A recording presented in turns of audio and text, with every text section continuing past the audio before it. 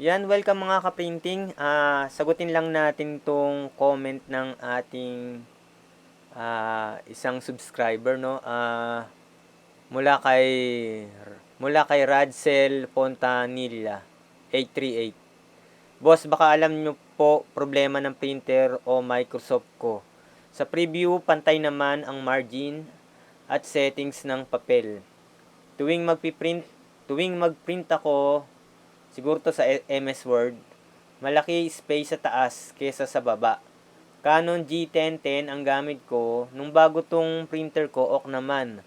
Pero nung pinormat na yung PC ko, iba na print ng G1010 ko. Di ko ma-center yung picture dahil mas malaki space sa taas.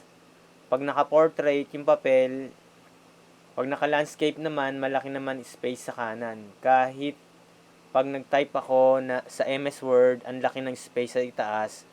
Pero sa preview, maliit lang. Sana matulungan nyo po ako. So, ganito, baka ito yung problema mo, no? I-try mo na lang. So, ito, may naka-MS Word, no? Try natin mag-print, no?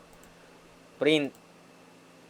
So, hindi na ako magpiprint na ipapakita ko lang yung settings. Naka-offline yung G1010 ko. Printer properties, then page setup.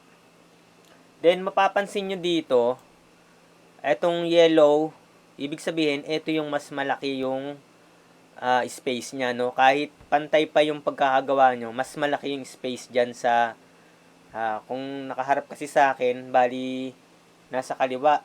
Pero kung nakapace sa akin, nasa kanan, no? Ayan. Kung makikita nyo dito sa baba, automatically reduce document that printer cannot output, no? Try nyo uncheck, check at saka uncheck yan. Yan, kahit magsiyang kayo ng mga ilang papel. Dito sa baba, no?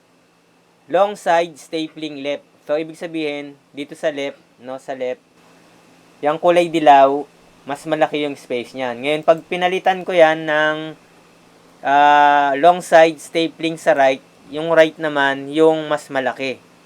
Then, pag pinalitan ko ng short side stapling top, sa top naman. Then, short side stapling bottom, yung sa baba naman yung mas malaki. Napansin ko din to kasi nung nagpiprint ako ng mga ng full page, hindi ko talaga ma-center. Lalo na sa short at saka sa long. Pero sa A4, pag A4 na nakapoto, naka-center siya. Pag A4, no? Pag A4. Pero pag letter size, yan matik, may stapling no? Yan. Para sa pag-i-stapler, no? Ano mo lang to, no? Pag-aralan mo lang to, tingin ko dito yung problema mo. Pero pwede ka rin mag-specify ng margin dito, no? Yan. Nasubukan ko na to, no, sa calling card, no? Yung letter size, di ko ma-center.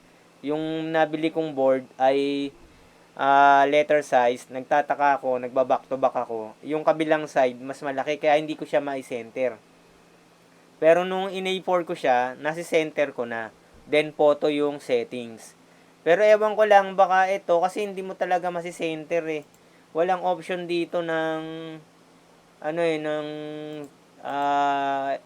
lagi may stapling, no? Baka pwede siguro makuha mo dito pag nag-specify ka ng margin, no? Baka makuha mo.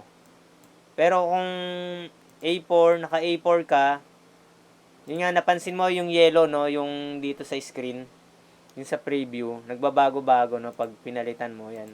Diyan yung mas malalaki na yung kanyang border. Try nyo A4 yan. A4. Then, yan. Halimbawa, ayan, photo. Mawawala na yung kulay yellow, no? Ibig sabihin, pantay na. Pero, pang photo, no? Sa photo. Pantay na yan. Kaya lang, borderless.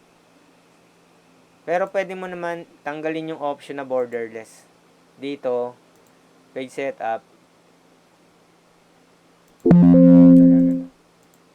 Yan lang, napansin ko. Ito, pwede mo itong i-adjust, no? Kung medyo, mag-overlap pa o hindi. So, yun lang, no? Baka dito yung settings na hinahanap mo. Yan. Sana matulungan kita. Maraming salamat. Hanggang sa muli.